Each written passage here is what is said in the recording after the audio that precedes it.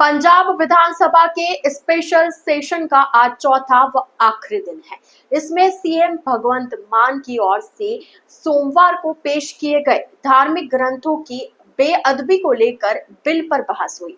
हालांकि बहस के बाद इसे पास नहीं किया गया, बल्कि सीएम मान के प्रस्ताव पर इसे सिलेक्ट कमेटी को भेज दिया गया। अब सेलेक्ट कमेटी इस बिल पर काम करती हुई सभी धार्मिक संस्थाओं और लोगों से राय लेगी।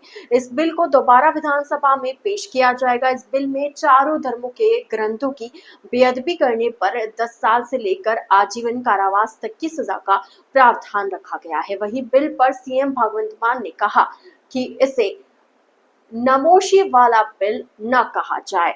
यह ऐतिहासिक और महत्वपूर्ण है। अब सदन में नशे के मुद्दों पर बहस हो रही है। इसके लिए 2 घंटे का समय निर्धारित किया गया है। कांग्रेस के नेता प्रताप सिंह बाजवा ने कहा कि ऐसे बिल पर गहन अध्ययन की जरूरत होती है।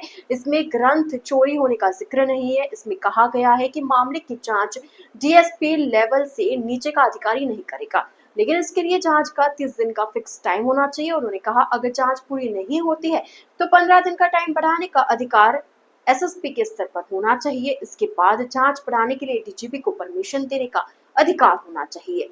अगर जांच गलत पाई जाती है तो अधिकारी पर कार्रवाई होनी चाहिए। कोई धार्मिक प्रदर्शन सार्वजनिक होता है तो वहां पर गोली नहीं चलनी चाहिए। आप विधायक ने दूसरे धर्मों को सम्मान देने का मुद्दा उठाया। वहीं आप विधायक डॉक्टर सुखविंदर कुमार सुखी ने गुरु के अलावा दूसरे धर्मों को भी सम्मान देना जरूरी बताया। आज अन्य धर्मों के ग्रंथों को पोथी कहा जा रहा है, क्या यह बेअदबी नहीं?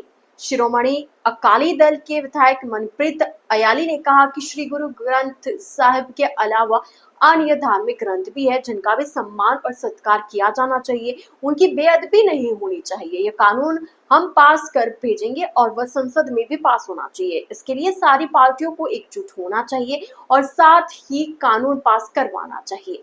हमने बादलों को आरोपी बनाया। आप मंत्री अमन अरोड़ा की ओर से सरकार की उपलब्धियां बताई। उन्होंने कहा कि बेअदबी की घटनाओं पर हमारी सरकार ने जांच की, एफआईआर हुई और एसआईटी भी बनाई गई। हमने बादलों को आरोपी बनाया, पिछली सरकारों में ऐसा नहीं किया। आप विधायक जसवंत सिंह गजन माजरा ने कहा 1984 में दरबार साहिब पर तत्कालीन प्रधानमंत्री इंदिरा गांधी ने तोपों से हमला कर बेअदबी की। उसका प्रभाव इतना पड़ा कि हमारे 2 सिंहों ने प्रधानमंत्री की हत्या कर दी।